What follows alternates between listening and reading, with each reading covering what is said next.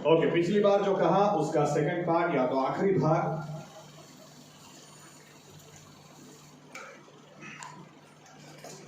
वचन को बहुत ही अच्छी तरह से जाने और वचन को बहुत ही अच्छी तरह से पढ़ें, वचन का ज्ञान बहुत ही अच्छा रखें। आमीन।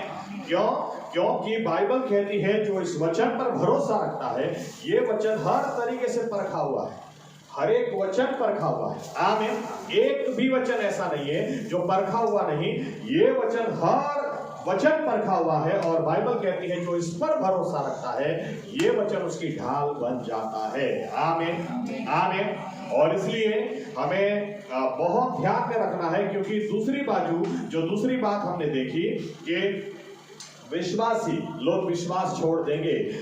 रखे ने तुमने कोई भरमा में नहीं, ऐसा लिखा है, कोई आपको मूर्ख न बना दे। ध्यान में रखना, क्योंकि यीशु मसीह के आने से पहले एक निशानी जो दी गई है, वो निशानी ये है कि विश्वासी लोग विश्वास छोड़ देंगे। मैंने इसलिए आपसे कहा कि धर्म त्याग करने के लिए या तो विश्वास को छोड़ने से पहले विश्वास को पकड़ना जरूरी होता है। विश्वास किसी ने पकड़ा है तो छोड़ेगा। आमीन। इसलिए तीसरी आयत जो हमने पढ़ी, कोई आपको मूर्ख न बनाए।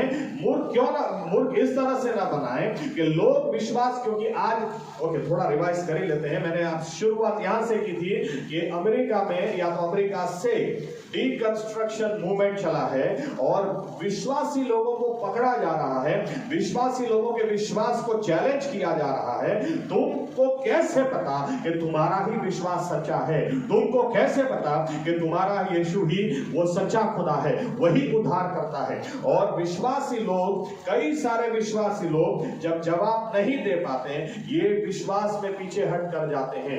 लेकिन मैंने आपसे ये भी कहा, दूसरी बाजू अगर कोई जा रहा, याद रखना बाइबल हमें यूं सिखाती है कि जब कुछ यहूदी लोगों ने परमेश्वर को नकार दिया या यीशु मसीह को नकार दिया, तो बाइबल यूं कहती है परमेश्वर ने उन डालियों को काटकर हम जो जंगली जैतून थे उनको निकालकर उसमें फिट कर दिया। आमीन। कहने का मतलब यह है, कोई नकार देता है तो कोई राह देखने को तैयार है, कोई भूखा और प्यासा बैठा ही है। परमेश्वर का काम कभी रुकता नहीं है। आमीन। और इसीलिए जब लोग विश्वास छोड़ रहे हैं तो दूसरी बाजू लोग अद्भुत रीति से विश्वास में आ भी रहे हैं। इसलिए लेकिन हमें यह वचन इसलिए जरूरी है, हमें यह ध्यान में रखना है, हम कहीं पीछे हट कर ना दें। आमीन। हमारे लिए मेरी यही प्रार्थना, यही इच्छा, जो पौलुस 13, 14 और 15 में लिखता है, खास तौर से 13 में पौलुस लिखता है, उसके पहले लिखता है ये होगा, ऐसा होगा, वैसा होगा, ये होगा। बहुत सारे लोग विश्वास को छोड़ देंगे, धर्म त्याग कर देंगे, लेकिन उसके बीच में पौलुस कहता है, लेकिन आपको जब मैं याद करता हूं, आपके लिए मैं धन्य भाग देता हूं, क्योंकि आपको परमेश्वर ने अनंतकालिक जीवन के लिए चुना है। हालेलुया।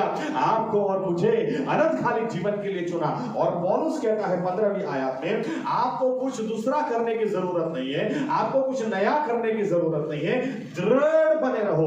और जो वचन हमने आपको अभी तक सिखाए, यानी जो पुराने नियम और उनसे जो खुलासे आपको दिए और नए नियम जो पत्र हमने आपको लिखे, उसमें बने रहो। आमीन। यानी याद रखें, देखो कई बार लोग बोलते हैं यीशु मसीह 12 साल की उम्र से 30 साल की उम्र में कहाँ थे, 18 साल इंडिया में थे, 18 साल इंडिया में ये कर रहे थे ना वो कर रहे थे। ज्यादा बोलूंगा तो बहुत साइड ट्रैक चला जाऊंगा, इसलिए 18 साल क्या कर रहे थे लिखा ही नहीं है। 18 साल कहाँ थे? हमको जो लिखा होता ना वो हमको समझ में नहीं आता है, कहीं नहीं लिखा उसको हम ज्यादा देखते हैं, उसके बारे में हम ज्यादा सोचते हैं। लेकिन देखो बाइबल ये परमेश्वर का वचन है, इसके लिए क्या लिखा है जरा देखते हैं। आप निकालो यूहन्ना 21वां अध्याय, आखिरी यूहन्ना 20वां अध्याय आखिरी 2 आयत। जब आप निकाल रहे हैं तब तक मैं बोलता हूं, 4 सुसमाचार में प्रभु यीशु के 250 चमत्कार नोट डाउन किए गए हैं और 3.5 साल प्रभु यीशु ने सेवकाई की। ज्यादातर विद्वान लोग मानते हैं कि ये चमत्कार 6 महीने का रिकॉर्डिंग है, यानी 3.5 साल की सेवकाई में से 3 साल का तो रिकॉर्डिंग है ही नहीं हमारे पास। 3 साल बाकी और कितने चमत्कार किए वो तो रिकॉर्डिंग ही नहीं है। लेकिन बाइबल क्या बताती है, जरा पढ़े आखिरी 2 आयत, यूहन्ना 20 आखिरी 2। ઈશુએ પોતાના શિષ્યોને રૂબરૂ બીજા ઘણા ચમત્કારો કર્યા કે જેનું વર્ણન આ પુસ્તકમાં કરેલું નથી, પણ ઈશુ તે જ ખ્રિસ્ત દેવનો દીકરો છે એવો તમે વિશ્વાસ કરો અને વિશ્વાસ કરીને તેના નામથી જીવન પામો, માટે આટલી વાતો લખેલી છે। देखो क्या लिखा है, बहुत सारे चमत्कार किए, बहुत कुछ किया, सब कुछ लिखा नहीं गया, लेकिन जो लिखा गया है वो काफी है कि हम विश्वास करें कि यीशु मसीह वो जीवित परमेश्वर का बेटा है और उद्धार हम पाए। आमीन। यानी हमारे लिए जितना जरूरी है उतना तो दिया ही गया है। आमीन। लोगों का दिमाग कैसा चलता है, हनोक 300 साल परमेश्वर के साथ चला, वो 300 साल उसने क्या किया पास्टर साहब, मुझे बहुत जानने की इच्छा है। जितना लिखा उतना जानना भाई, उतना काफी है। आमीन। बाइबल कहती है जितना लिखा गया, यहां तक कि यही बात यूहन्ना 21वें अध्याय में भी लिखता है, बोलता है इतनी सारी बातें यीशु मसीह ने की कि अगर सभी को लिखा जाए तो बोलता है दुनिया की कोई किताबें उसको समा नहीं सकती। लेकिन हमारे उद्धार के लिए जितनी जरूरी है उतनी बातें हमें दी गई हैं। आमीन। आमीन। और इसलिए आज कुछ आगे बढ़ते हैं। मैंने आपसे पहले भी कहा, फिर से कह दूं, हमारे विश्वास को चैलेंज किया जाएगा। आमीन। पहली सदी में विश्वास को चैलेंज किया जाता था और आज हमारे विश्वास को भी चैलेंज किया जाएगा। ऐसे ही कोई विश्वास को नहीं छोड़ता, लेकिन जब चैलेंज किया जाता है तब समझ में आता है कि कितना पानी में है। बहुत ज्यादातर विश्वासी लोग शैलो वाटर, छिछरू पानी के उसमें रहते हैं, ये ज्यादा अंदर उतरते नहीं हैं, लेकिन समय पड़ चुका है, अंदर उतरना जरूरी है। आमीन। क्योंकि ये मैटर नहीं करता। आज कई लोग क्या दुष्ट आत्मा निकालनी है, चलो हमारे पास्टर के पास, बीमारों को चंगाई के लिए चलो पास्टर के पास। अरे नहीं भाई, यीशु मसीह के शब्द में यीशु मसीह क्या बोलते हैं, यीशु मसीह अपने चेलों को यूं कहते हैं, लोग क्या कहते हैं मेरे बारे में, तो क्या कहते हैं मेरे बारे में, तो चेले जवाब देते हैं, कोई कहता है यिर्मयाह है, कोई कहता है यूहन्ना बपतिस्मा है। फिर यीशु मसीह पूछते हैं तुम क्या कहते हो कि मैं कौन हूं। तब पतरस बोलता है तू मसीह है, जीवित परमेश्वर का बेटा। और तब यीशु मसीह ने कहा ये बात तुझे किसी ने नहीं समझाई, ये बात मेरे आसमानी पिता ने तुझे बताई है। और फिर कहते हैं इस पत्थर पर मैं अपनी कलीसिया बांधूंगा। यानी यीशु मसीह कौन है, इस पहचान पर कलीसिया बनती है। ये यीशु मसीह की कलीसिया है। आमीन। और आज ज्यादातर विश्वासी लोग जोसेफ प्रिंस क्या यीशु के बारे में बोलते हैं, टॉड बेंटली ना, बेनी हिन ना, ये सेवक ना, वो सेवक। अरे तुमको पूछा जाएगा, तुम्हारे विश्वास को चैलेंज किया जाएगा ना, तुमको पूछा जाएगा तुम क्या कहते हो, तब क्या जवाब होगा। आमीन। आमीन। इसलिए हमें तैयार रहना है। जो जीवन हमें मिला है, बाइबल कहती है बहुत सारे लोग विश्वास छोड़ देंगे, इसमें से हम एक भी नहीं होने चाहिए। आमीन। हम तो ये होने चाहिए जिनके बारे में 13वीं आयत पौलुस बोलता है, जब सोचता भी हूं आपके बारे में तो खुश हो जाता हूं। सोचता भी हूं कि क्या परमेश्वर ने आरंभ से आपको अनंतकालिक जीवन के लिए चुना है। आमीन। और इसलिए 3 बातें आपके सामने में रखना चाहता हूं।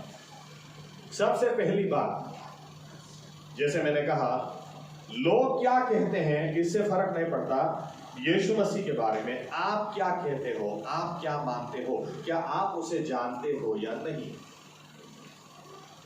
पढ़ते हैं कुछ आयतें। सबसे पहली आयत यूहन्ना 17 और 3। यूहन्ना 17 और 3।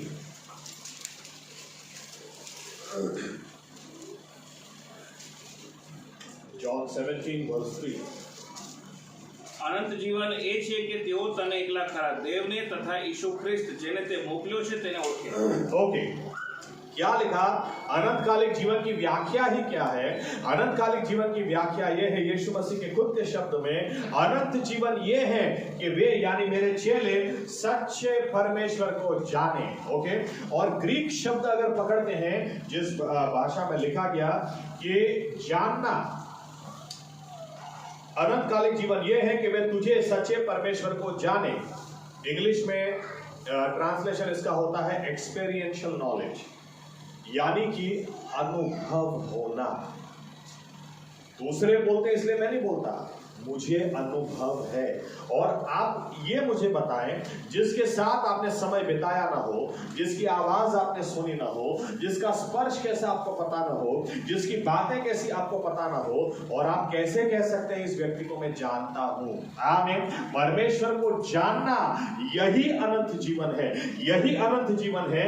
यानी अगर प्रभु यीशु सभी विश्वासियों को अनंत जीवन देना चाहते हैं तो ऐसा हो ही नहीं सकता कि पास्टर के पास कुछ स्पेशल अनुभव हो और आपके पास कुछ भी न हो। यीशु मसीह ने ऊपर से यूं कहा, मेरी भेड़ें मेरी आवाज सुनती हैं। आमीन। मेरी भेड़ मेरी आवाज सुनती हैं, यानी हर विश्वासी अनुभवी होना चाहिए। कैसा होना चाहिए? चलो कुछ आयतें देखते हैं, फिर मैं बोलता हूं। पहला यूहन्ना पहला अध्याय 1, 2 और 3 आयत। यूहन्ना लखेलो पत्र पहला अध्याय 1, 2 और 3 आयत।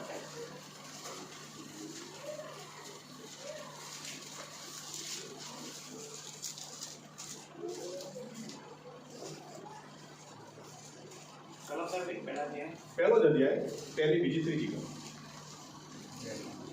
જે આરામથી હતું, જે અમે સાંભળ્યું, જે અમે પોતાની આંખે જોયું, જેને અમે નિહાળ્યું અને જેને અમે અમારા હાથે સ્પર્શ કર્યો, તે જીવનના શબ્દ સંબંધી અમે તમને કહી દેખાડીએ છીએ।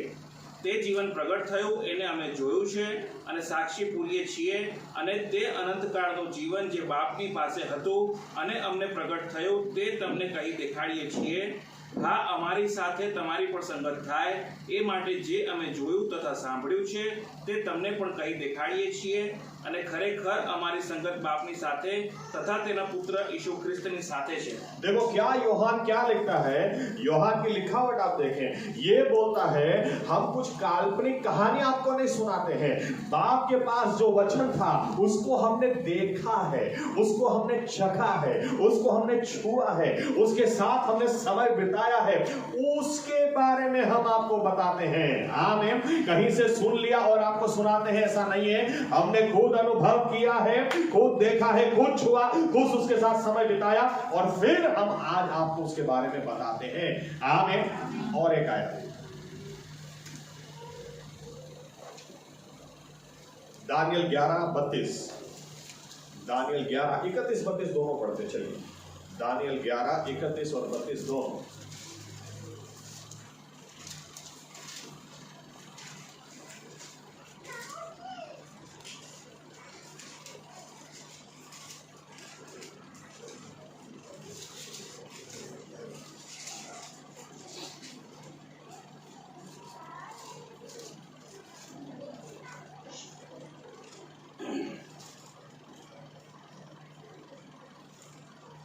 તેની તરફથી લશ્કરો ઊભા થશે ને તેઓ પવિત્ર સ્થાનને એટલે કિલ્લાને વટાડશે ને નિત્યનો દહનાર પણ લઈ લેશે ને તેઓ વેરાનકારક ધિક્કારપાત્ર વસ્તુ ત્યાંથી ઊભી કરશે। ये सब एंटीक्राइस्ट के बारे में लिखा, ऐसा ऐसा होगा, ऐसा होगा, ऐसा होगा। फिर आगे, વળી કરારની વિરુદ્ધ દુષ્કર્મ કરનારાઓને તે ખુશામતથી ધર્મ ભ્રષ્ટ કરશે, પણ પોતાના દેવને ઓળખનારા લોકો બળવાન થશે ને પરાક્રમી કામો કરશે। क्या लिखा है? जमाना कैसे भी क्यों ना हो, हालात कैसे भी क्यों ना हो, लेकिन जो अपने परमेश्वर को जानता है वो ऐसे समय में भी महान काम करेगा। आमीन। ऐसे समय में भी परमेश्वर उसका इस्तेमाल करेगा। यानी हमारे लिए जरूरी ये है कि जमाना कितने ही विश्वासी क्यों ना पीछे हट कर जाए, कितने ही लोग क्यों ना गिर जाए, लेकिन हम फिर भी खड़े रहें, और वो ही खड़ा रहेगा जो अपने परमेश्वर को जानता है, और जानने वाला व्यक्ति उसके साथ सही में समय बिताता है। आमीन। और एक आयत यिर्मयाह 9:23 और 24। यिर्मयाह 9:23-24।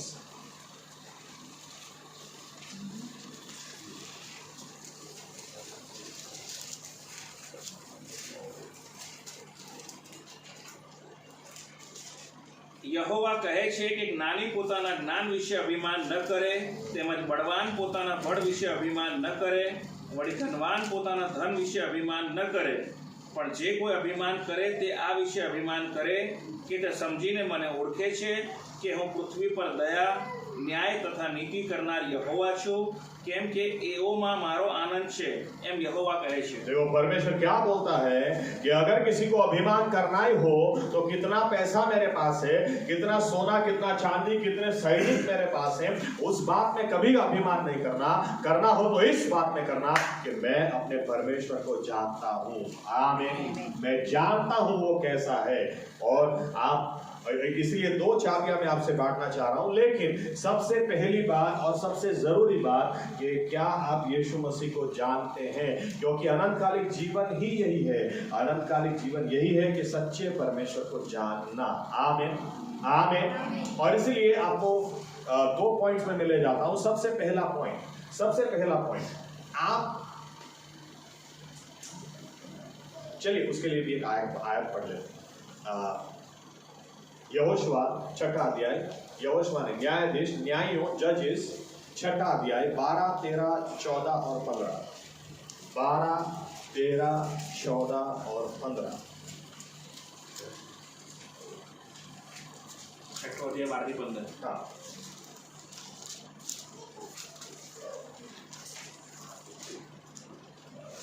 અને યહોવાના દૂતે તેને દર્શન દઈને કહ્યું, પરાક્રમી શૂરવીર યહોવા તારી સાથે છે। ત્યારે ગિદિયોને તેને કહ્યું, મારા ધણી, જો યહોવા અમારી સાથે હોય તો અમારે માથે આ સર્વ વિપત્તિઓ કેમ આવી પડી છે? યહોવા અમને મિસરમાંથી કાઢી નથી લાવ્યો શું? એમ કહીને અમારા પિતૃઓ તેના જે સર્વ ચમત્કારો વિશે અમને કહેતા હતા તે ક્યાં છે? પણ હમણાં તો યહોવાએ અમને તજી દીધા છે ને મિદ્યાનીઓના હાથમાં અમને સોંપી દીધા છે। યહોવાએ તેના પર દ્રષ્ટિ કરીને કહ્યું, તું તારા આ બળમાં ચાલ્યો જા ને મિદ્યાનીઓના હાથમાંથી ઇઝરાયલને બચાવ। શું મેં તને મોકલ્યો નથી? તેણે તેને કહ્યું, હે પ્રભુ, ઇસ્રાયેલને હું શા વડે બચાવું? જો મનાશામાં મારો કુટુંબ 15 अच्छा 15 अच्छा ओके तो वांचो। તેણે તેને કહ્યું, હે પ્રભુ, ઇસ્રાયેલને હું શા વડે બચાવું? જો મનાશામાં મારું કુટુંબ સૌથી ગરીબ છે ને મારા બાપના ઘરમાં હું સૌથી નાનો છું। ओके, अब यहाँ पर देखिए, एक या तो ये बोलने से पहले मैं यूं बोल दूं कि दो तरह के लोग होते हैं। जो एक ये लोग होते हैं जो सिर्फ दलील करना चाहते हैं, आर्ग्यूमेंट करना चाहते हैं, इनको सच्चाई जाननी नहीं। आप ये आपको प्रश्न पूछेंगे, आप प्रश्न पूछे जवाब देंगे, इसमें से 10 और प्रश्न आपके सामने निकाल के रखेंगे, उसके जवाब आप देंगे, ये और प्रश्न आपके सामने खड़े रखेंगे। इनको जवाब नहीं चाहिए, इनको सिर्फ आर्ग्यूमेंट करनी। और आपको अनुभव से पता चलेगा कि ऐसे लोगों को कभी मुंह लगना ही नहीं है, कभी जवाब देना ही नहीं। आमीन। क्योंकि इनको जवाब चाहिए ही नहीं, इनको सिर्फ आर्ग्यूमेंट चाहिए। और इसलिए यीशु मसीह उल्टा ही प्रश्न पूछ लेते थे, टैक्स देना चाहिए कि नहीं देना चाहिए? लाओ सिक्का, किसका फोटो है? कैसर का। कैसर को दो, परमेश्वर का परमेश्वर को दो। ये सब अधिकार तुझे किसने दिया? चलो पहले मुझे ये बताओ कि यूहन्ना बपतिस्मा परमेश्वर की ओर से था या इंसान की ओर से था? जवाब देते रहते यीशु मसीह को। पता था ये लोग सिर्फ दलील करने के लिए आते हैं, आर्ग्यूमेंट के लिए आते हैं, इनको सच्चाई से कोई मतलब नहीं है। लेकिन दूसरी तरह के लोग होते हैं जो भूखे और प्यास से होते हैं, इनको सच्चाई जाननी है। आमीन, आमीन। और ये लोग हैं जो या तो मैं यूं कह दूं, ऑनेस्ट क्वेश्चन इनके पास होते हैं, प्रामाणिक प्रश्न आपने जने कहिए। और ऐसे लोगों को जवाब मिलता ही है, ऐसे लोगों को अनुभव मिलता ही है, ऐसे लोग को के साथ अद्भुत गवाहियां खड़ी होती ही हैं। इधर देखिए गिडियोन के पास कितना ऑनेस्ट क्वेश्चन था। गिडियोन क्या बोलता है? वो दाख कुंड के अंदर गेहूं साफ कर रहा है मिद्यानियों के डर की वजह से, और ऐसा लिखा है वहां पर परमेश्वर का दूत जाकर बोलता है, हे पराक्रमी शूरवीर, यहोवा तुम्हारे साथ है। तुरंत उसको प्रश्न बाहर आता है, क्या बोलता है? अगर यहोवा हमारे साथ में है तो आज हमारी हालत ऐसी क्यों है? कहां गया वो परमेश्वर जो मिस्र के अंदर इतने बड़े बड़े चमत्कार पार करके हमको निकाल कर लाया, पूर्वजों से जो हम सुनते हैं, आज वो परमेश्वर कहां गया? देखो आश्चर्य की बात ये है, ये बात इतनी अच्छी परमेश्वर को लगी कि परमेश्वर 4वीं आयत में क्या बोलते हैं? इसी बल में जा तू विजयवंत होएगा। तो प्रश्न पूछना बल थोड़ी हो सकता है, लेकिन ये भूख और प्यास दिखाता है। ये ऑनेस्ट क्वेश्चन था, प्रामाणिक प्रश्न था। ये सही में जानना चाहता था कि क्या मेरा परमेश्वर बदल गया, क्या परमेश्वर ने हमको छोड़ दिया, क्या हम बातें पढ़ते हैं वो कहानियां हैं। ये प्रश्न सच्चाई में अगर आपके पास होना तो आप ध्यान में रखना, परमेश्वर आपको अनुभव भी देगा, आपको नए जवाब भी देगा और आपको ऐसे हालात में लाकर रखेगा कि आप भी यूहन्ना की तरह कहोगे कि अभी तक तो मैंने दूसरों से सुना था, आज खुद मैंने उसको देखा, आज खुद मैंने उसको सुना, आज खुद उसने मुझे छुआ। उसके बारे में मैं आपसे बात करूं। आमीन, आमीन। ये विश्वास या तो ये अनुभव के लिए भूख और प्यास होनी चाहिए। आर्ग्यूमेंट करने के लिए प्रश्न मत पूछो, सच्चाई जानने के लिए पूछो, परमेश्वर अनुभव देगा। मैं कुछ गवाहियां आपके साथ बांटना चाहता हूं।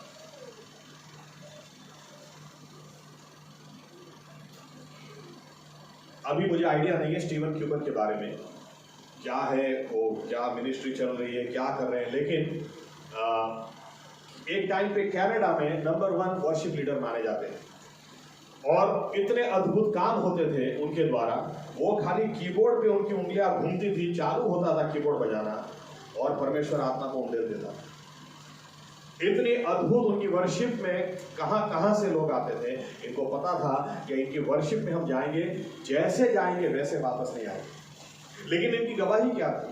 इनकी गवाही ये थी, ये अपनी गवाही में यूं कहते हैं, लगभग बोलते हैं 5 या 6 या तो 7 साल की उम्र में जब इनकी मम्मी इनको चर्च में ले जाती थी, तब ये चर्च में जाते जाते यूं बोलते थे, छोटा हूं ना इसलिए खींच के ले जाती है, जैसे ही थोड़ा बड़ा हो गया मैं ये सब नाटक वाटक करने नहीं वाला, ये चर्च में जाओ, ताली बजाओ, गीत गाओ, ये सब करो, सब नाटक है और मैं जाने वाला नहीं हूं, ये तो अभी छोटा हूं इसलिए मम्मी ले जाती।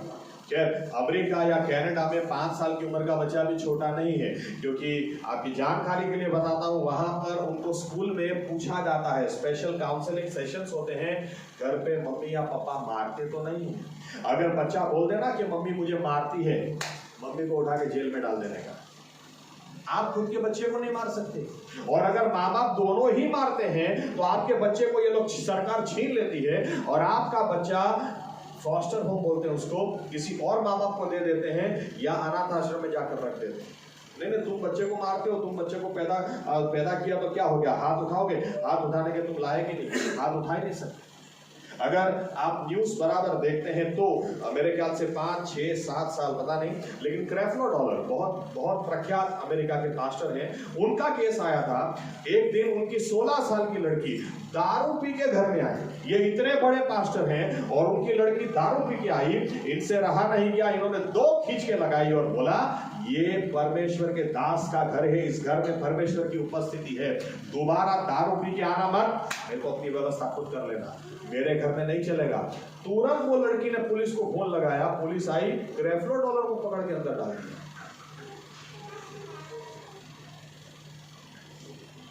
दारू पी के आई वो चलेगा, आपने मारा क्यों ये नहीं चलेगा।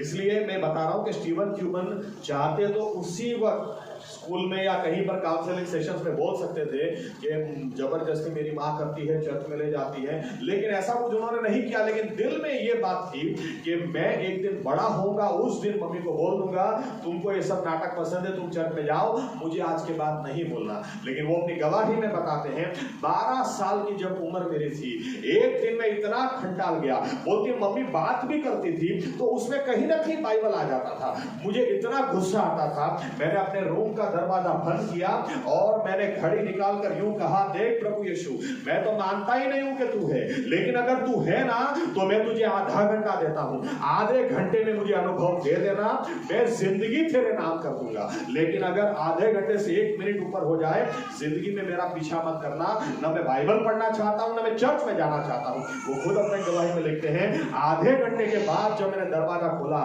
पवित्र आत्मा से मैं भर गया था और अन्य भाषा बोलते बोलते बाहर आया। और बाहर आकर मैंने मम्मी से कहा, मम्मी ये परमेश्वर तो सही में अनुभव देता है, सही में प्रार्थना सुनता है। मैंने उसको आधा घंटा दिया था, उसने टाइम लगाया कि मम्मी, उसको तुरंत मुझ पर उतर आया, उसने मुझे छू लिया।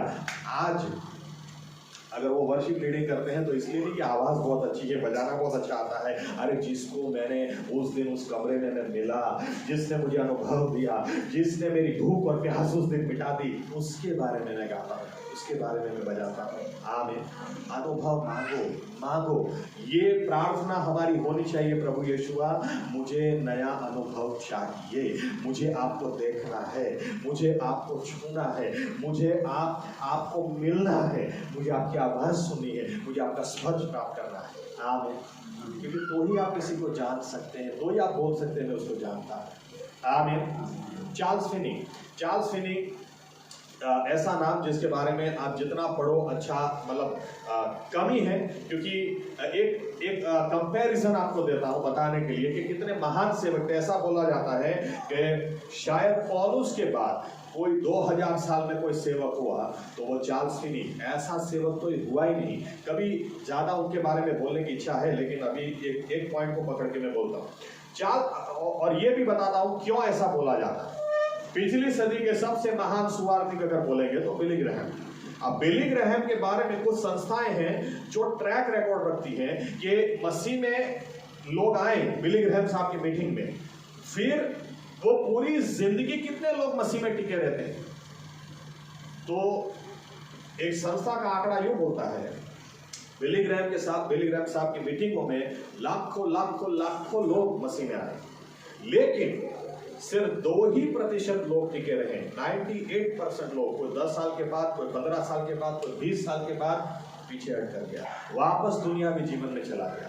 और यही आंकड़ा चार्ल्स फिनी के बारे में बोलता है। चार्ल्स फिनी की मीटिंग में अगर किसी ने अपना जीवन यीशु मसीह को दिया तो 85% लोग अंत तक टिके रहते थे। इनको कुछ भी समस्या आ गई, इन्होंने कभी पीछे हट नहीं किया। ये खाली आपको एक अंदाजा में दे रहा हूं कि क्या सेवक होंगे। आमीन। लेकिन उनके बारे में बचपन से वो मानते थे कि ईश्वर है ही नहीं। जब परमेश्वर की बात आई, बात अरे सुनना ही नहीं। खैर, बड़े हुए क्लास में फर्स्ट नंबर आता था, होशियार बहुत थे, इसलिए लॉजिक बहुत जबरदस्त था। कोई कुछ भी बात करे उसके सामने आर्ग्यूमेंट इतनी जबरदस्त जाती। इसलिए इन्होंने सोचा मैं एडवोकेट बनूंगा। एडवोकेट बनने के लिए गए।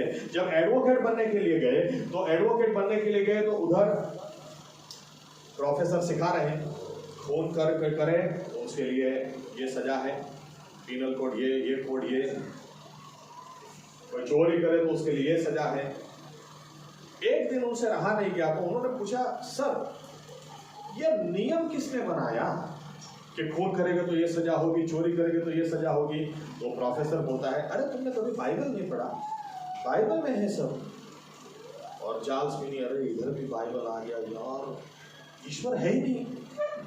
आखिर में उन्होंने इतना गुस्सा कि एडवोकेसी भी छोड़ दी, मुझे वकील भी नहीं बना। अगर इधर बाइबल की बात होती है तो मुझे वो भी नहीं करना है। लॉन्ग शॉर्ट, लंबी बात शॉर्ट में, एक दिन इतना कंटाल गए, उन्होंने बाइबल उठाया, घर में बोला कि मुझे कुछ काम है, मैं थोड़े दिन के बाद आऊंगा। ये बाइबल लेके जंगल के अंदर चले गए और वहां पर एक ही बात, दिन रात बाइबल को पढ़ने लगे कि मुझे अब तो सच्चाई को जानना ही है।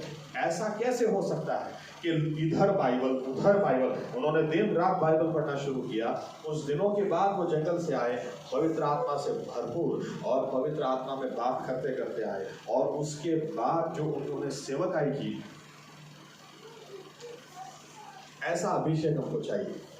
मुझे किसी दिन बोलना है कैसा, शराब के अड्डे के बाहर निकल जाते थे ना, शराब के अड्डे के बाहर से चल के जाते थे तो भी शराब के अड्डे पर पवित्र आत्मा उतर आता था। कुछ दिनों के बाद उधर आए तो उधर चर्च है, इधर किसने सुसमाचार दिया? अरे सेवक खाली एक बार निकला था उधर से, बस। आप उनकी गवाहियां सुनोगे, पढ़ोगे, ये एक समय ईश्वर में मानता ही नहीं था, लेकिन परमेश्वर ने अनुभव ही ऐसा दिया कि जहां भी खड़ा होता था। चलो एक अनुभव बताता हूं, फिर भी मुझे आश्चर्य होता है। 38 साल की उम्र में किसी ने पूछा, सर आपकी वाइफ, अरे तो शादी करना ही भूल गया। बोलता सेवक है, मुझे याद ही नहीं रहा कि शादी करनी चाहिए। चलो आपने याद दिला तो कर रहे थे। वाइफ को क्या बोलते हैं?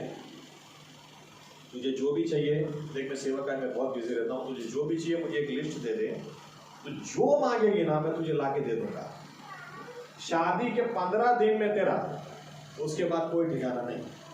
वाइफ ने लिस्ट दिया, ये लिस्ट लेके बाहर निकले तो कोई बोलता अरे महान दास सर कभी हमारे गांव में आइए, सुसमाचार दीजिए, आपको समझ ऐसा। चलो उधर गांव में प्रचार लेने निकले थे, वाइफ का लिस्ट सुसमाचार देने के लिए गांव में। वो गांव में से कोई बोलता मैं बाजू के गांव में से आया, चलो।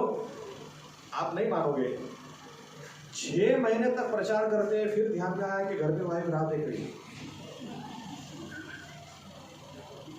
अभी शादी हुई, मैं तो उसकी चीजें लेने निकला।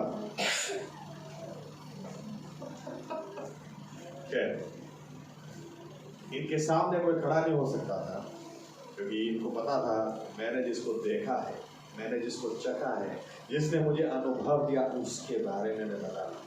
आमीन। भूख और प्यास आपकी कभी मरने मत दो, बार बार प्रभु यीशु के पास जाकर कहो, दरवाजा बंद करके कहो, कोने में घुटनों पर जाके कहो, प्रभु यीशु मैं ऐसे ही यहाँ से नहीं जाऊंगा जब तक आप मुझे अनुभव नहीं दें। 10 साल पहले दिया था उसके लिए धन्यवाद, 5 साल पहले दिया था धन्यवाद, लेकिन आज नया दिन, एक और अनुभव मुझे चाहिए। आमीन।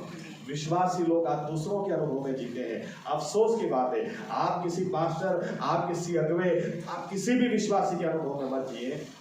वहां से शुरुआत हो सकती है, आपको आपका पर्सनल एक्सपीरियंस चाहिए। आमीन। आमीन। प्रभु यीशु जीवित है। क्यों? मेरा पास्टर बोलता है, अरे नहीं भाई, मैं बोलता हूँ, मैंने देखा, मैंने चखा, मैंने सुना, ये एक्सपीरियंस हमको चाहिए। आमीन। आमीन।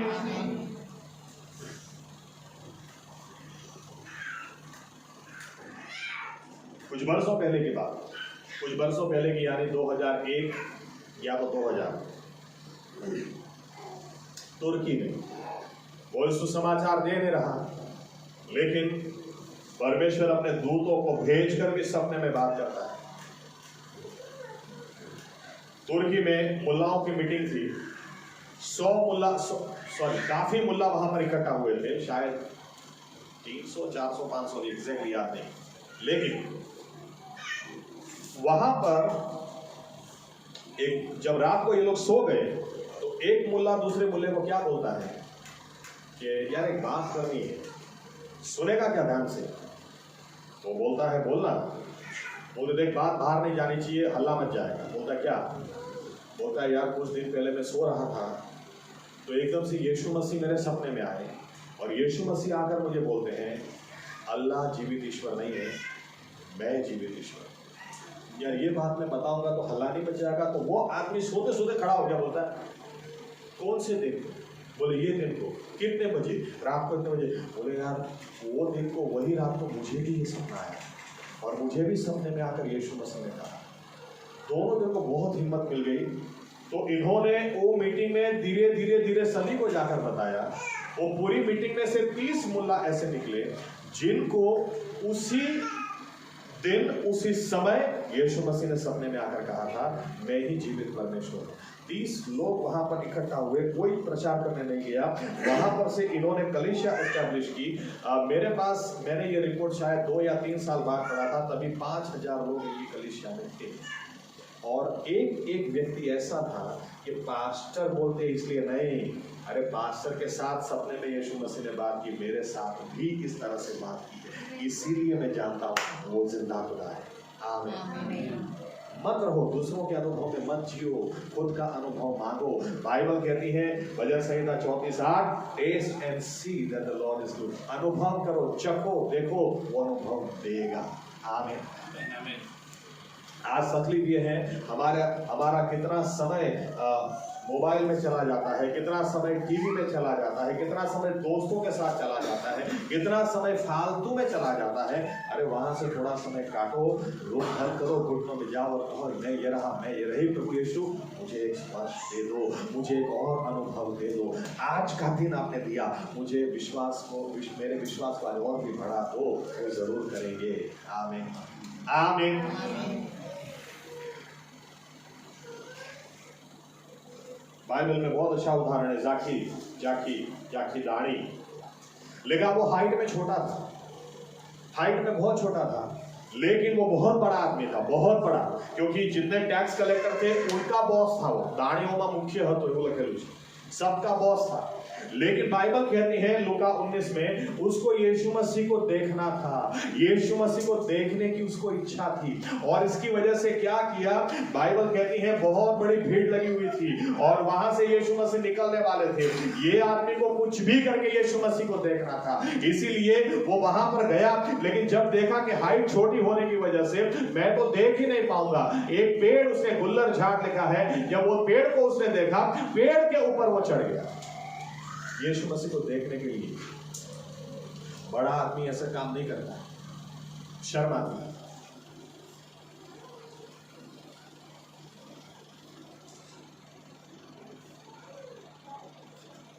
हमारे चीफ मिनिस्टर, अभी कोई बोलेगा अरे भूपेंद्र पटेल आंबा पर चढ़ी गया है, केरियो तोड़, आम तोड़ने के लिए चढ़ गए ऊपर, कैसा लगेगा? कोई भी सोचेगा अरे आपको क्या जरूरत है भाई, आप बोलो, आपको उतने आपकी पेटी ऐसे घर पे पहुंच जाएगी। बड़ा आदमी ऐसे काम नहीं करता, लेकिन जो भूखा और प्यासा हो उसको पड़ी नहीं होती कितना नाम बड़ा क्या। यहाँ तक कि मैं तो यूं भी कह दूं, जो अभी उस जमाने में ज्यादातर मर्दों का जो पोशाक होता था वो जब्बा पहनता था, रोब, ओके, जिन्होंने औरतों ने हाईजैक करके गाउन बना दिया घर का। हाँ, वो मर्दों का लहंगा भी उठा लिया ना, प्लाजो, प्लाजो नाम दे दिया, प्लाजो। मर्द लोग कपनी पहनते थे, वो लोग ने कुर्ती, कुर्ती नाम दे दिया, वो किधर से उठाया एनीवे। ये आदमी अगर गाउन पहन के भी ऊपर चढ़ता है, सबसे पहले तो आप चढ़ ही नहीं सकते, आमीन। दूसरी बात, अगर आप फिर भी चढ़ते हैं तो नीचे रहने वाले व्यक्ति को आप हो सकता है आपका नंगापन दिख जाए, लेकिन इसको फर्क नहीं पड़ रहा था, इसको यीशु को देखना चाहता था, आमीन। कोई आश्चर्य की बात नहीं है, जो यीशु मसीह को देखना चाहता है, यीशु मसीह उसको मिलना चाहता ही है। इतने हजारों लोग होने के बावजूद यीशु मसीह वहीं पर आकर रुकते हैं और जाकी को यूं देखे कहते, जाकी उधर नीचे, क्यों? अरे आज मुझे तेरे घर आना है। किसी और के घर यीशु मसीह नहीं गए, लेकिन जो यीशु मसीह को देखना चाहता था उसी के घर यीशु मसीह गए, आमीन। आज विश्वासी लोग, हमारे पास भूख और पता है, कई लोग उपवास करते हैं, अगर नहीं करते तो एक कारण से करो, या एक कारण से इस कारण से करो। यीशु मसीह ने क्या कहा? यीशु मसीह ने यूं कहा मत्ती 9 के अंदर कि एक दिन आएगा जब वरराजा इनसे ले लिया जाएगा। वरराजा साथ में है तो क्यों कोई उपवास करे? शादी में कभी सुना क्या कोई उपवास करे? लेकिन यीशु मसीह कहते हैं जब वरराजा को ले लिया जाएगा तब ये लोग उपवास करेंगे। यानी उपवास करने का बिलीवर के लिए सबसे बड़ा कारण क्या होना चाहिए? प्रभु मुझे आपसे दूरी महसूस होती है, मुझे वो स्पर्श महसूस नहीं होता, मुझे वो आवाज जो पहले सुनाई देती थी नहीं सुनाई दे रही। उसके लिए खाना पीना छोड़ दो कि प्रभु जब तक मेरा वरराजा मेरे प्रेमी के साथ वापस मुझे अनुभव नहीं होता, वापस मुझे वो नहीं छूता, वापस उसकी आवाज में नहीं छूता, तब तक मैं खाने को हाथ नहीं लगाऊंगा। इसके लिए करो, आमीन आमीन। तो यीशु मसीह ने कहा इसलिए वे उपवास करेंगे, जब वरराजा नहीं होगा, ले लिया जाएगा तो वे करेंगे।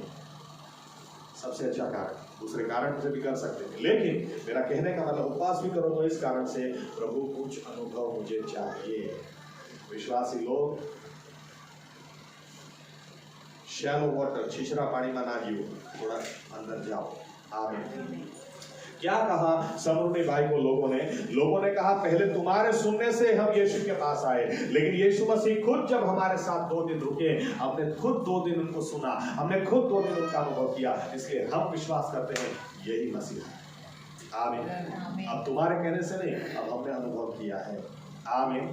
खुद का अनुभव मांगो, परमेश्वर जरूर देगा, आमीन।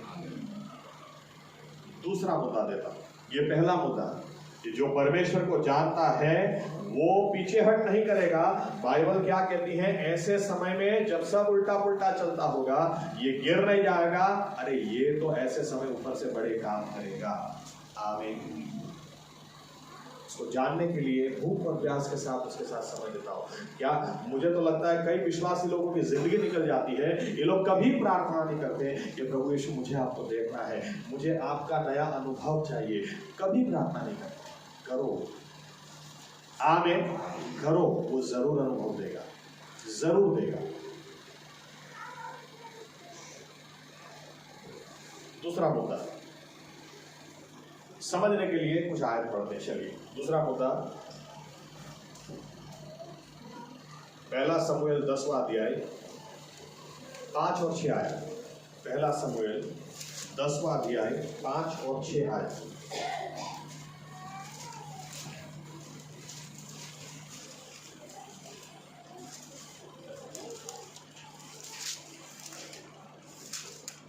पहला शमूएल 10वां अध्याय 5 અને 6।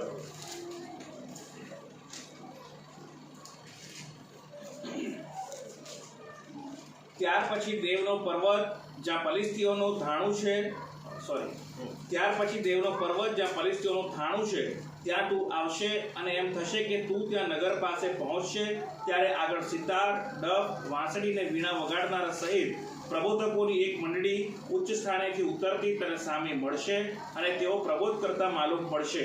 એ વખતે યહોવાનો આત્મા પરાક્રમ સહિત તારા પર આવશે ને તેઓની સાથે તું પણ પ્રબોધ કરશે ને તું બદલાઈને જુદો જ માણસ થઈ જશે। ओके, अब इसके ऊपर बोलो उसके पहले एक उदाहरण मैंने सूरत में दिया था, वो याद आ गया तो आपसे बांट के फिर मैं आगे बढ़ता हूँ। ये हकीकत की घटना है, लेकिन शायद 200 साल पुरानी होगी या तो 250 साल पुरानी होगी। जब अफ्रीका में ज्यादातर लोग इंसान को खाने वाले होते थे, मांस खाओ लोग। ओके, उस समय की बात। एक जहाज जा रहा था और कुछ समय के लिए एक अफ्रीका में एक टापू पर ये रुका। कुछ ही समय का ब्रेक था और फिर आगे बढ़ना। तो वहां पर से एक आदमी उतरा, इधर उधर देखते देखते थोड़ा जंगल में अंदर चला गया। और जब वो अंदर जंगल में गया, उसने गाने बजाने की आवाज सुनी। तो वहां पर अंदर अंदर चलता चला गया। वहां पर उसने देखा एक जगह आग लगाई है और बड़े बड़े तपेले उसके अंदर ऊपर रखे, बर्तन रखे हैं और वहां पे खाना बन रहा है और लोग नाच रहे हैं, कूद रहे हैं। थोड़ी देर उसने देखते रहा, फिर एकदम से उसको ख्याल आया ये तो यीशु मसीह की आराधना कर रहे हैं।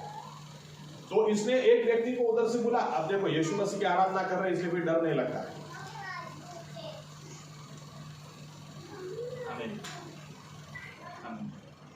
पहले मैं दारू पीता था तो लोग पहले से ही रास्ता बदल देते थे, पता था कि साइकिल लेके सर में मारेगा। अब दारू छोड़ दिया है तो इसकी साइकिल भी आप चुरा सकते। अब ये कुछ नहीं बोलेगा। ये आदमी को पता चला तो अंदर जाकर एक व्यक्ति को बोलता, लेकिन ना उसकी भाषा इसको समझ में आ रही, ना इसको समझ में आ रही। लेकिन वो आदमी इतना समझ गया है, कोई अंग्रेजी बोल रहा है, तो हमारे बीच में है कोई व्यक्ति, उसको लेकर आया। ये दोनों बात करने लगे, टूटी फूटी अंग्रेजी वो बोल रहा है। ये आदमी क्या बोल रहा है, ये सब बंद कर दो, ये सब बंद कर दो, ये कोई गोरों ने आकर तुम्हारा दिमाग खराब कर दिया है। अरे ईश्वर है ही नहीं, तुम कहाँ यीशु मसीह को ईश्वर मान रहे हो, कहाँ उसकी आराधना कर रहे हो, ये सब क्या है? तुमको अमेरिका से आकर कोई गोरे लोगों ने तुम्हारा दिमाग खराब कर दिया है। ये आदमी क्या बोलते, नहीं सर ऐसा नहीं है। अरे ऐसा ही नहीं सर, ऐसा नहीं है। फिर आगे में वो क्या बोलता है, अगर ऐसा ही होता ना सर, तो वो बर्तन के अंदर अभी मटन बन रहा है, उसकी जगह आप बन रहे होते, क्योंकि हम लोग इंसान खाने वाले लोग हैं। लेकिन जब यीशु मसीह का सुसमाचार हमारे पास आया, हमारा जीवन बदल गया और यीशु मसीह को हमने देखा है, उसको चखा है, उसने हमारे जीवन को बदल दिया। नहीं तो इतनी बात करने के लिए आप इधर खड़े भी नहीं होते, उसके अंदर आप होते। ये आदमी बहुत समझ गया, भाग गया उधर से। जिसके पास अनुभव हो, फर्स्ट हैंड एक्सपीरियंस हो, उसके सामने आप टिक नहीं सकते। आमीन आमीन। आज ज्यादातर लोग कहानियां सुनाते हैं, कहानियां मत सुनाओ, प्रभु यीशु के साथ समय बिताओ और भूख और प्यास के साथ, प्रभु मुझे अनुभव चाहिए, मुझे आपको देखना है, मुझे आपको सुनना है, मुझे आप छू लो, मुझे आप बदल दो। आमीन आमीन। ओके, सेकंड पॉइंट पर मैं आता हूं। सेकंड पॉइंट, विश्वासियों की संगति में आप बने रहो। आमीन। देखो विश्वासियों की संगति में क्या होता है, यहां पर बैकग्राउंड में जाते हैं समझने के लिए। शाऊल जो अपने पिता के गधे खो गए थे, वो गधों को ढूंढने के लिए वो निकला, और बाइबल कहती है एक जगह पर आकर वो अपने नौकर उससे कहता है कि अगर आप बोलो तो हम शमूएल के पास चलते हैं, और शमूएल ऐसा व्यक्ति है जिसको परमेश्वर बताता है, वो कह देगा कि गधे कहां पर हैं। लेकिन शाऊल बोलता है नहीं नहीं नहीं, कैसे, क्योंकि हमारे पास पैसा नहीं है, बिना पैसे परमेश्वर के दास के पास कैसे जा सकते हैं, बोलता है। तो ये बोलता है नहीं नहीं नहीं, मेरे पास थोड़ा सेविंग है, वो पैसा मैं आपको देता हूं, आप घर जाकर मुझे दे देना, लेकिन चलो, क्योंकि परमेश्वर के दास के पास हमेशा कुछ लेकर जाना वो उन दिनों में प्रथा हुआ करती थी, या तो ऑनर करते थे, मान देते थे परमेश्वर के सेवकों को उस तरह से। अब यहां पर दो एंगल, दो सीन खड़े होते हैं।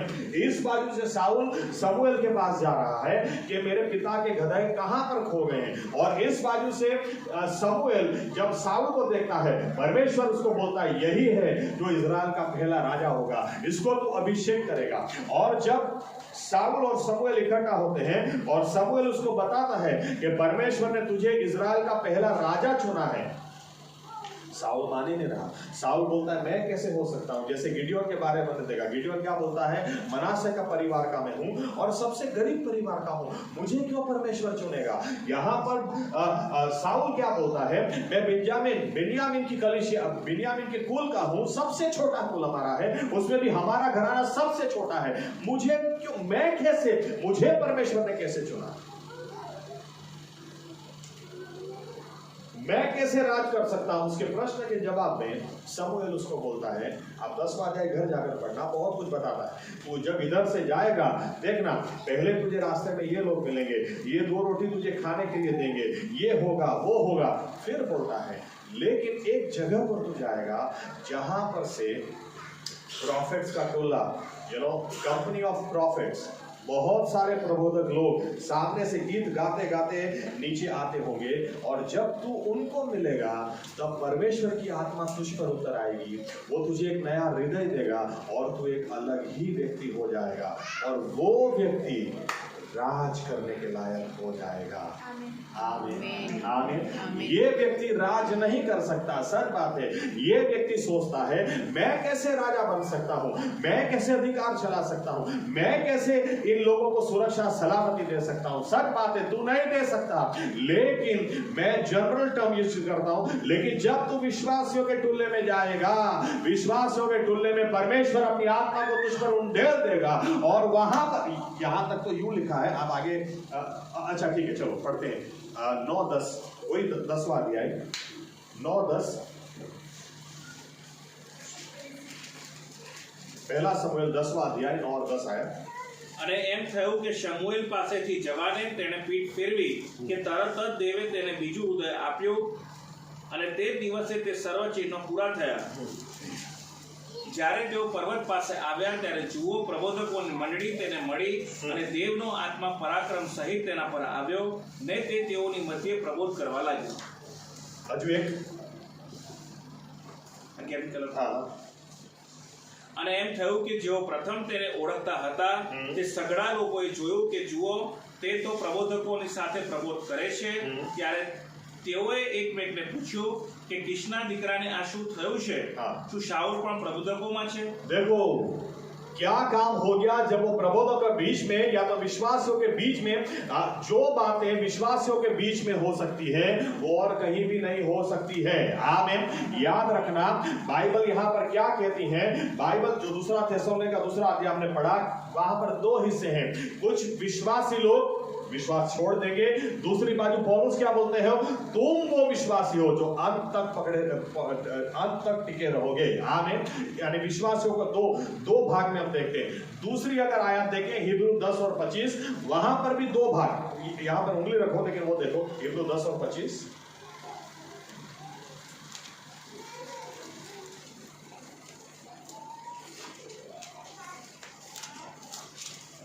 જેમ કેટલાય કરે છે તેમ આપણે એકઠા મળવાનું પડતું ન મૂકીએ, પણ આપણે એકબીજાને ઉત્તેજન આપીએ, અને જેમ જેમ તમે તે દહાડો પાસે આવતો જુઓ તેમ તેમ વિશેષ પ્રયત્ન કરો. देखो यहाँ पर भी दो तरह के व्यक्तियों की बात है। एक जिन्होंने इकट्ठा होना बंद कर दिया है। आमीन। જેમ કેટલાએ કે કર્યું છે એમ તમે ना करो। कुछ लोगों ने कर दिया, इकट्ठा होना, संगति में आना ही बंद कर दिया, तुम मत करो। लेकिन ऊपर से जैसे जैसे यीशु मसीह का आना करीब होता चला जाए, तुम ज्यादा इकट्ठा हो, ज्यादा संगति में आओ। क्यों ज्यादा संगति में आओ? क्योंकि यही जगह है, यीशु मसीह ने कहा, जहां 2 या 3 मेरे नाम से इकट्ठा होते हैं, मैं वहां पर मौजूद हूं। जहां विश्वास इकट्ठा होते हैं, वहीं पर परमेश्वर अपनी आत्मा को उकेरता है। मैं अगर अपने बारे में बताऊं, शुरू में जब मैं चर्च में आखिरी सीट में, अहमदाबाद चर्च में आखिरी सीट में बैठता था, और मुझे एक किस्सा तो अभी भी याद है। जब एक दुष्ट आत्मा, एक व्यक्ति को ऐसी जबरदस्त दुष्ट आत्मा लगी थी और उसको चर्च में लेकर आए थे, और बराबर मेरे से 2 या 3 सीट आगे बिठाया होगा, क्योंकि मैं सबसे आखिरी में बैठता था। लेकिन उसने ऐसी दबाल शुरू कर दी तो जेपी साहब ने बोला, ये चर्च डिस्टर्ब कर रहा है, उसको पीछे बिठाओ। तो पीछे बिठाओ, यानी मेरे पीछे बिठा दिया। अब मैं थोड़ा ध्यान उधर है, इधर, और ये मैं तो बहुत नया था, मैं सच बोलता हूँ, मैं बहुत डरता था। ये उसको कुर्सी पे ऐसे पीछे बिठाया था, तो ये ऐसे खड़ा होता था और बोलता था, ये भी साहब को बोलता था, तुझे छोड़ूंगा नहीं। और जेपी साहब सामने, शैतान चुप, बैठ यीशु के नाम में चुप, और एकदम से बैठ के चुप हो जाता था। और मैं बैठे बैठे सोचता था, क्या मेरे से कभी हो सकता है क्या? मेरा कोई ऐसे सुनेगा क्या? कितनी चंगाइयां जब मैं देखता था यार। एक अनुभव अभी भी मुझे याद है। एक नए व्यक्ति को लेकर अपने चर्च के एक व्यक्ति आए थे, हम लोग बाहर खड़े थे, और बाहर खड़े थे, वो बोल रहे थे कि पास्टर साहब, जेपी साहब से आज मिलना बहुत जरूरी है, क्योंकि इस व्यक्ति को आज उनसे मुलाकात कराना जरूरी है। और जेपी साहब ने अहमदाबाद में नियम बना के रखा था, 9:30 को चर्च स्टार्ट होगा, अगर 9:30 तक 1 सेकंड भी ऊपर चली जाए तो मुझे चर्च स्टार्ट कर देना, राह नहीं देखनी। वो कभी भी आए, फिर चर्च एग्जैक्टली टाइम पे स्टार्ट कर देना। तो हम लोग रुके थे, उतने में मैंने कहा चलो टाइम हो गया, अभी चर्च स्टार्ट कर देने का, अंदर बैठो। अंदर जाके उनको बिठा दिया, उतने में जेपी साहब आ गए। तो फिर उन्होंने वर्शिप लीडिंग ले लिया। वर्शिप लीडिंग करते हैं, वर्शिप लीडिंग करते करते एकदम से बोलते हैं, कौन है जो हमारे बीच में ये सोच के आया है कि आज जेपी साहब से मैं मिलूंगा, घर जाकर पंखे के ऊपर लटक के अपनी जान दे दूंगा। और ये व्यक्ति खड़ा हुआ रोते रोते, पास्टर साहब आपको कैसे पता वो व्यक्ति मैं हूँ? मैंने तो इनको भी नहीं बोला, मैं तो इनको खाली इतना ही बोला, मुझे एक बार जेपी साहब से मिला तो उनका नाम बहुत सुना है। जहाँ विश्वास इकट्ठा होते हैं, वहां पर यीशु मसीह होते हैं। आमीन। वहां पर कुछ नया होता ही है। साउल तू अपने आप से बदल ही नहीं सकता, लेकिन जब तू विश्वासियों की संगत में जाएगा, तुझे ये खाना देगा, तुझे ये देगा, लेकिन जब विश्वासियों को तू मिलेगा तो उनके ऊपर जो आत्मा है वो तुझ पर भी उतर आएगी। नया हृदय तुझे मिल जाएगा, तो नया व्यक्ति हो जाएगा। आमीन। आज भी नियम यही है, जमाना कितना ही बुरा क्यों ना होता चला जाए, लोग कितने ही बुरे क्यों ना होते चले जाए, लेकिन विश्वासियों की संगति छोड़ना मत। ऊपर से बाइबल क्या बताती है? बाइबल में कुछ भी ऐसे नहीं लिख दिया है। परमेश्वर जानता है कि कितने ही बुरे समय क्यों ना हो, लेकिन विश्वासी को अंत तक टिके रहना है। विश्वासी को फिर भी उस हालात से तैयार होना है, सेवक या सेविका बनना, अभिषेक बनना है, नया ही बनना है, संगति में जाना जरूरी है। आमीन।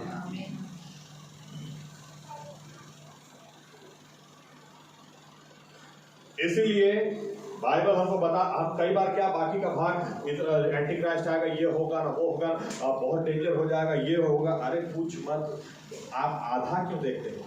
ये भी तो देखो कि संगति में जो बना रहता है उसको कोई हिला नहीं सकता है। आमीन। आमीन। मैं पिछली सीट पर बैठ के उस वक्त सोचते रहता था, मैं कर सकता हूँ क्या, मेरे द्वारा कभी हो सकता है क्या?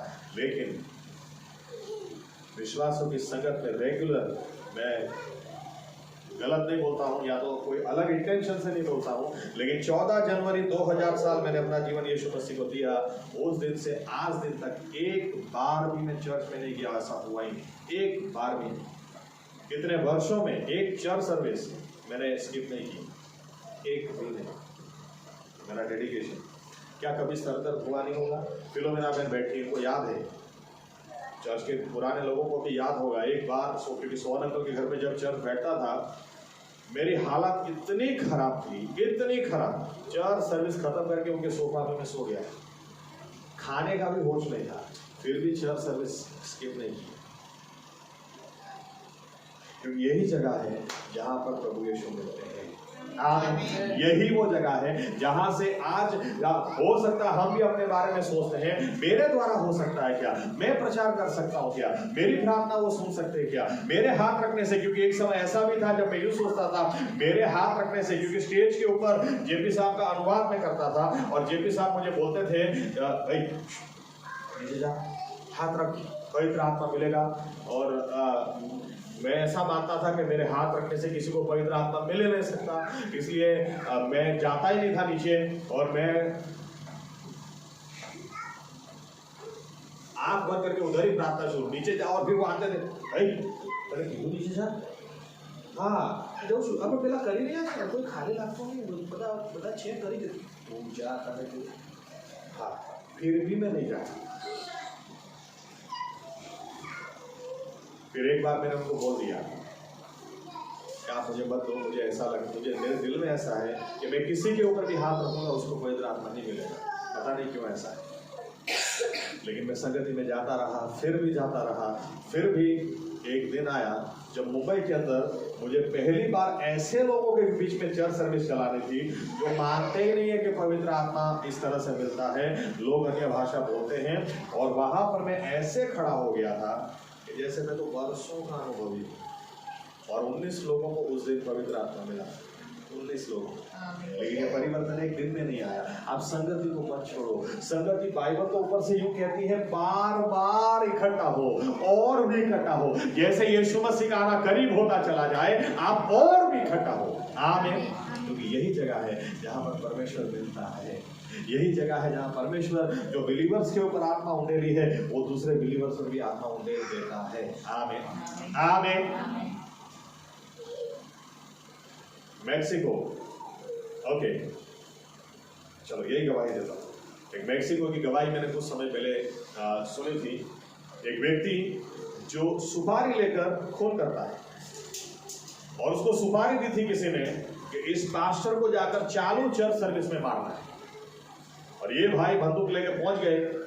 लेकिन ये अपनी गवाही में यूं कहते हैं कि जब मैं चर्च में गया, थोड़ी देर देखा चार चल रहा है, देखते हैं, लेकिन इतना समझ में आ गया कि इंग्लिश यहाँ पर किसी को आती है ऐसा लगता नहीं, क्योंकि पूरा वही लैंग्वेज में चल रहा था, इंग्लिश कोई बोल ही नहीं रहा था। तो बोलते सबके बीच में मैं खड़ा हो गया, थोड़ी देर नाटक देखता हूँ ये लोग का, गोली मार दूंगा। पास्टर ने बोला, आइए सब हम आराधना करें, सभी आराधना करें, अन्य भाषा में आराधना करो। इसको समझ में नहीं आ रहा था। इसके बाजू में जो व्यक्ति था, इसने अन्य भाषा बोलना शुरू किया, बोलते बोलते बोलते बोलते अंग्रेजी में बोलने लगा। इस अंग्रेजी में बोलने लगा और क्या बोलता है, मेरे बेटे मैं जानता हूं कि तू सुपारी लेकर खून करता है और इस चर्च में पास्टर का खून करने के लिए आया है, लेकिन मैं तुझसे कहना चाहता हूं, मैं उसका बाप तुझे करने नहीं दूंगा। ऊपर से तू इस बात को जान ले कि मैं तुझे भी बहुत चाहता हूँ, आज अपना जीवन मेरे हाथ में रख दे। और ये बाजू वाले व्यक्ति को देख रहा है, बाजू वाले व्यक्ति को तो ऐसा है मैं बस आराधना कर रहा हूँ, ये तो बोलते जा रहा है, बोलते जा रहा है। आखिर में ये आदमी रोने लगा और वो अपनी गवाही में बोलता है, चर्च के बाद में आगे गया और पास्टर के सामने जाके कहा, पास्टर ये रही बंदूक, मैं तो आपको मारने के लिए आया था। लेकिन पास्टर ने उस व्यक्ति को बुलाया, इधर आओ। बुलाने के बाद पता चला इसको अंग्रेजी आती नहीं, तो कैसे अंग्रेजी बोल रहा था। यह आदमी खुद बोलता है कि मुझे नहीं पता, मैं तो स्तुति कर रहा था। लेकिन जहाँ विश्वासी साथ में मिलकर परमेश्वर की आराधना करते हैं, वहां पर वो आत्मा उंडेलता है। आमीन, आमीन। हमको क्या अनुभव चाहिए, हमको क्या विश्वास में बढ़ना, हमको कितना परिवर्तन चाहिए, विश्वासियों की संगति में मिलेगा। आमीन। शाऊल सही में तू राजा नहीं बन सकता, लेकिन जब तू उस विश्वासियों के टोले को मिलेगा, तब परमेश्वर की आत्मा तुझ पर उतरेगी। उसके पहले नहीं, तभी परमेश्वर की आत्मा तुझ पर उतरेगी और तुझे नया हृदय मिलेगा, तू नया व्यक्ति हो जाएगा। आमीन। आप कलीसिया में भी जब भी आए ना, ऐसे हाथ हिला के मत आ जाओ, चलो 5 बज गए, निकलते हैं, 5:20 तक पहुंच जाएंगे, गाना तो शुरू हो गया होगा, चलो। ऐसे चर्च में मत आओ, कुछ नहीं मिलेगा। सच बोलता हूँ, 20 साल के बाद भी कुछ नहीं मिलेगा। लेकिन आप ये प्रार्थना के साथ में आओ, प्रभु यीशु हम एक बात जानते हैं, जहाँ विश्वास इकट्ठा होते हैं वहाँ आपको मैं मिलना चाहता हूँ, ताकि वहां पर मुझे एक नया हृदय मिल जाए, मैं बदल जाऊं। मैं जैसे जाता हूँ वैसे वापस आना नहीं चाहता। आमीन। आज बहुत सारी बातें हैं, मुझे नहीं लगता मैं कर सकता हूँ, लेकिन वहां पर जाके इस तरह से मैं चेंज होना चाहता हूँ कि वापस आऊं। मेरे लिए बहुत सारी प्रोफेसी हुई है, भविष्यवाणी हुई। उसमें से एक भविष्यवाणी ऐसी है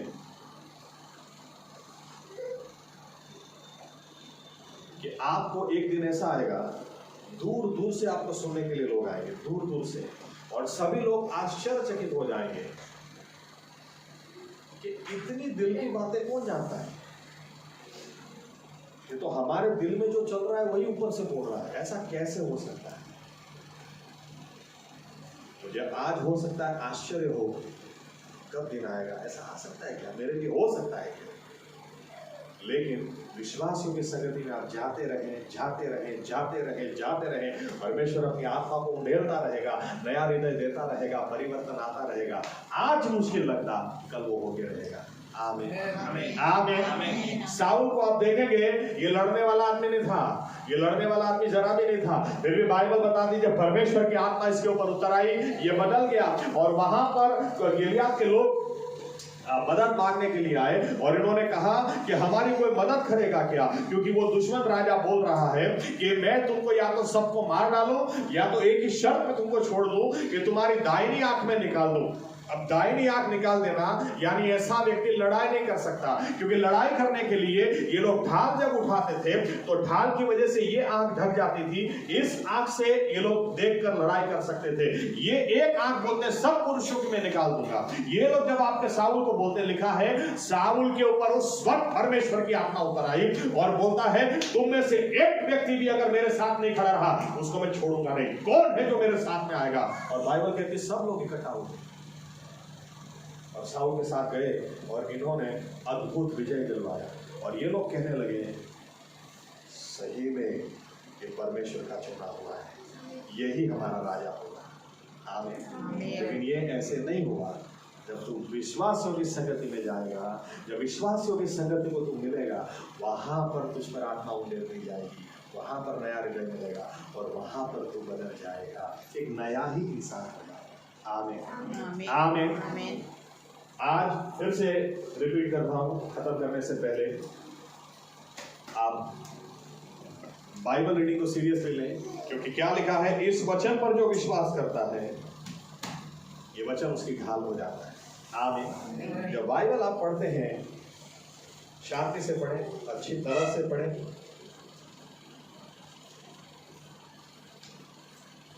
बहुत अच्छे सेवक हैं, गिलेर्मो माल्डोनाडो, उनकी मिनिस्ट्री की या तो सेवकाई की एक खासियत है, वो जब प्रार्थना करते हैं तो आपके शरीर के अंदर अगर कोई मेटल रॉड फिट किया गया तो गायब हो जाता है, पूरी हड्डी नहीं हो जाती। और एक अनुभव नहीं, इतने डॉक्यूमेंटेड प्रूफ है। आप एक्सरे लेकर आओ, इधर सलिया फिट किया है, ऐसे ऐसे चल रहे हैं, ये प्रार्थना करेंगे सलिया गायब, चेक कर लो। बहुत अद्भुत दान है। उनका इंटरव्यू बीच में मैं देख रहा था, इनको पूछा गया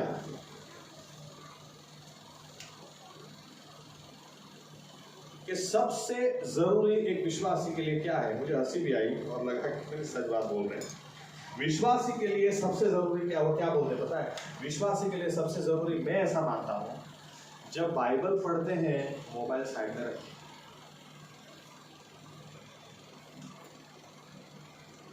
आज विश्वासी बाइबल पढ़ता है टॉट टॉट,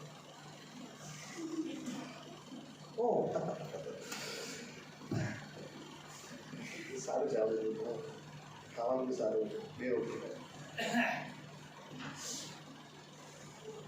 वो बोलते हैं मैं जब बाइबल पढ़ता हूँ मोबाइल मेरा स्विच ऑफ होता है।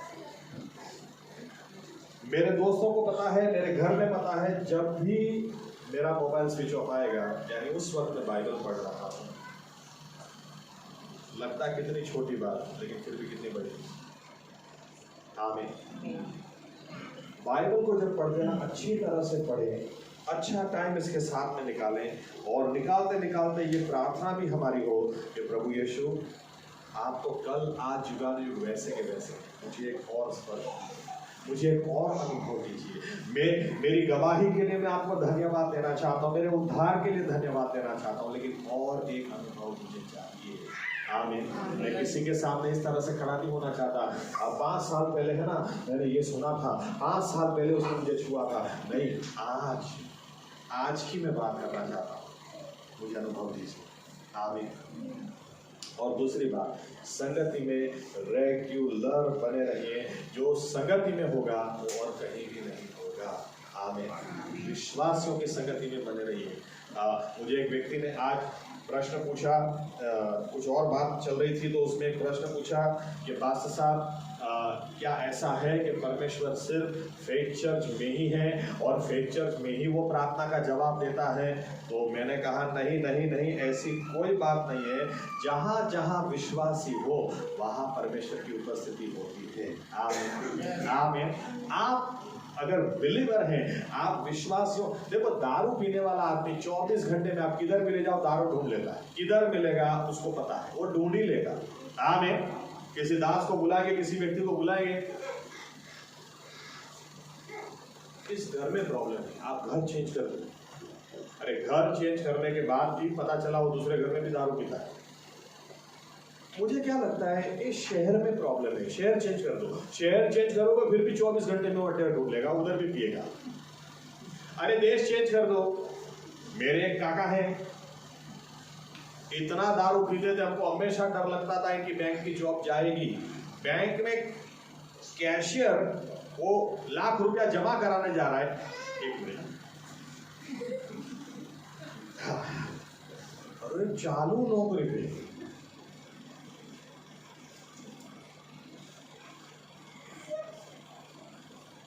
अमेरिका ले गए, देश चेंज कर दिया। उधर से भी मेरी काकी आके बोलती है, अरे तुम्हारे काका का क्या मतलब, तो उधर अमेरिका में काकी छोड़ दिया। क्या छोड़ दिया? उधर पी पी के घर गंदा करता है, मैं साफ करती रहती हूँ।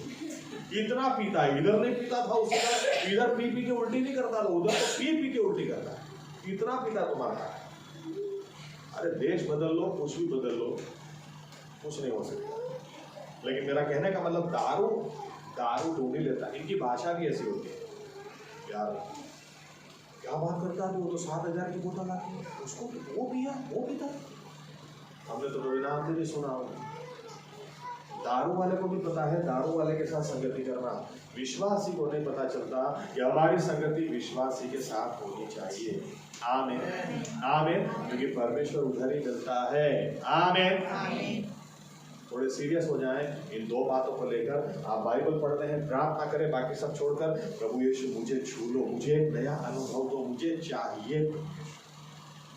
क्योंकि दूसरों, पौलुस का मुझे बहुत अच्छा वाक्य लगता है, घर जाके पढ़ना। गलाती 2 अध्याय 9 और 10 में क्या लिखता है वो, जब मैं यरूशलेम गया, पतरस, याकूब और यूहन्ना को मिला, तो वो कहता है, पतरस, याकूब और यूहन्ना को भी इस बात का पता चल गया कि मुझे सही में यीशु मसीह ने दर्शन दिया है, सही में मुझे अनुभव दिया है, और क्या अनुग्रह मुझ पर उसने बना के रखा। उसको पतरस, याकूब और यूहन्ना ने भी सराहा है।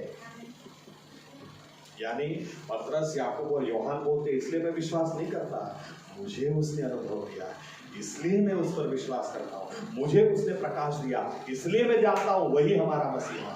और इस बात को दूसरे बिलीवर्स भी सराह रहे हैं। आमीन। मांगो मांगो, प्रभु यीशु मुझे छू लो, मुझे अनुभव चाहिए। उपवास भी करो तो उस उपवास में भी इस बात को डालो कि प्रभु यीशु मुझे एक नया, एक ताज़ा अनुभव चाहिए। और विश्वासियों की संगति में बने रहो, क्योंकि यहाँ पर जो होगा वो और कहीं नहीं हो सकता। आमीन। जिस दिन आपको ऐसा लगे कि यहाँ पर यीशु मसीह नहीं आते, आप कहीं और चले जाइए, लेकिन उधर ही जाइए जहाँ पर यीशु मसीह मिलेंगे, जहाँ पर बिलीवर्स होंगे। आमीन। आमीन। क्योंकि हम होटल में भी जाते हैं, खाना पसंद नहीं आता तो हम तो तय कर लेते हैं दूसरी बार इधर नहीं आएंगे। हम दूसरों को भी बताते हैं इस होटल में मत जाना, पैसा गिर जाए। आमीन। लेकिन जहाँ मसीह मिलता है, जहाँ बिलीवर्स इकट्ठा होते हैं, जहाँ यीशु मसीह की उपस्थिति होती है, उस जगह को कभी नहीं छोड़ता। जब तक मसीह है नहीं छोड़ता। आमीन। वहीं पर नया हृदय, वहीं पर नई सामर्थ, वहीं पर नया परिवर्तन, वहीं पर नया अभिषेक, वहीं पर नई आशीष। आइए अपनी जगह खड़े हो जाए।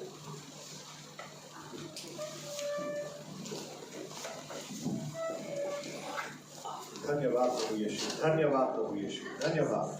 आइए हम प्रार्थना करें, उसके पहले हम निर्णय लेना चाहते हैं।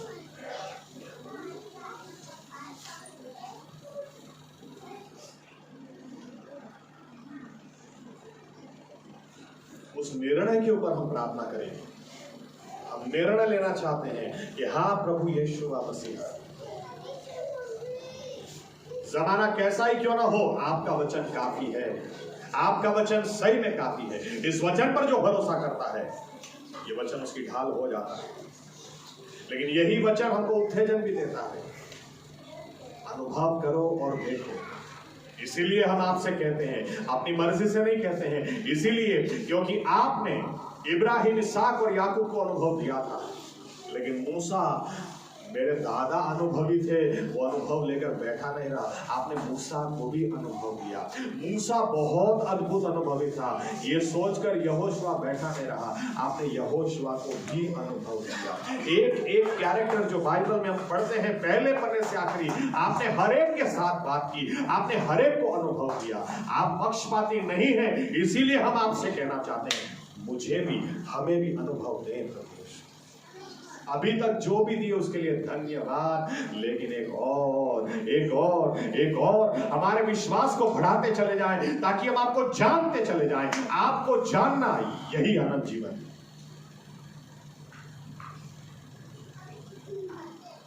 और बाइबल हमें कहती है, कुछ लोगों ने संगति छोड़ दी, ऐसा तुम मत करना। तुम ऊपर से यीशु मसीह का आना करीब हो, और मिलते चले जाना, और इकट्ठा होते चले जाना। क्योंकि वहीं पर शाऊल, परमेश्वर तुझे बदलना चाहता है, परमेश्वर तुझे अभिषेक देना चाहता है, परमेश्वर तुझे राजा बनाना चाहता है। लेकिन उसके लिए तेरा बदलना जरूरी है। जब तू विश्वासियों की टुल्ली में जाएगा, या विश्वासी प्रबोधक तुझे मिलेंगे, तब परमेश्वर की आत्मा तुझ पर उतरेगी, तब तुझे नया हृदय मिलेगा, और तब तू एक नया ही इंसान हो जाएगा। और ये इंसान राज करने के लायक हो जाएगा। यही शाऊल ने आगे चलकर विश्वासियों की संगति छोड़ दी, समूएल से भी मनमानी की, आखिर में पवित्र आत्मा ने छोड़ दिया और दुष्ट आत्मा उसके ऊपर उतर आने लगा। ऐसा नहीं हो, इसलिए हम निर्णय करें, हम विश्वासी लोग हमेशा हमेशा हमेशा विश्वास में बने रहें। और वो विश्वास में इस तरह से हम बने रहेंगे कि संगति में, विश्वासियों की संगति में हम दृढ़ता से लागू रहेंगे। क्योंकि वहां कोई आए ना आए, दूसरा कोई मिले ना मिले, प्रभु यीशु जरूर मिलेंगे। और वे मिलेंगे, वो हमारे हृदय को भी नया करेंगे, वे हमारे स्वभाव को भी बदलेंगे, हमारी नजर को भी बदलेंगे, हमें नया ही इंसान बनाएंगे। कुछ समय बाद जब हम पीछे मुड़कर देखेंगे, हमें आश्चर्य होगा, क्या मैं वही हूँ? अरे मैं तो बहुत बदल गया। प्रभु यीशु मसीह, ऐसा ही हम सभी के साथ है। हमारे जीवन बदल जाए और personal experience, face to face हमारे आपके ऐसे हो कि हम विश्वास में और दृढ़ होते चले जाएं, और मजबूत होते चले जाएं। क्योंकि आपने हमें अनंतकालिक जीवन के लिए चुना है। उसमें हम बने रहें, उसमें हम बढ़ते रहें। इसलिए आज के वचन को हमारे हृदयों में आपके लहू से सील करते हैं, धन्यवाद के साथ यीशु मसीहा के नाम से प्रार्थना करते हैं। आमीन। धन्यवाद प्रभु यीशु, धन्यवाद प्रभु यीशु।